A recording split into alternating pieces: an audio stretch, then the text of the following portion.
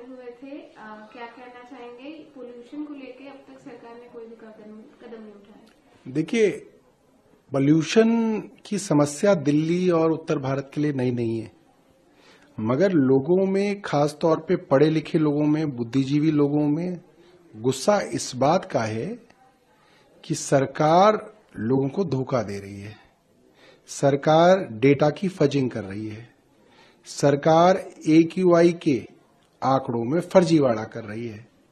जैसे ही पोल्यूशन बढ़ता है, सरकार जो है AQI मॉनिटरिंग स्टेशन बंद कर देती है ताकि AQI की कैलकुलेशन के अंदर बढ़ी हुई रीडिंग्स ना आए। जहां जहां पे भी प्रदूषण ज्यादा है, वहां पे AQI मॉनिटरिंग स्टेशंस के ऊपर दिन रात छिड़काव करी जा रही है ताकि AQI आर्टिफिशियली डेटा के हिसाब से कम हो जाए।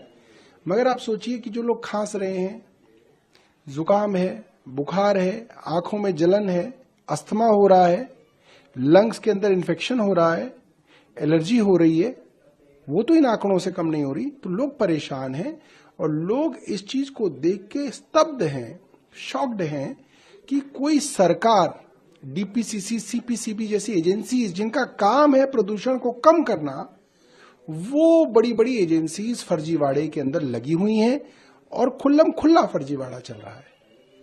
जैसे आपने कहा कि पानी का छिड़काव करते दिख रहा है या फिर कुछ मशीन्स में कुछ टेक्निकल चीजें करते दिख रहे हैं, लेकिन कोई बड़ा स्टेप अब तक लिया नहीं गया है।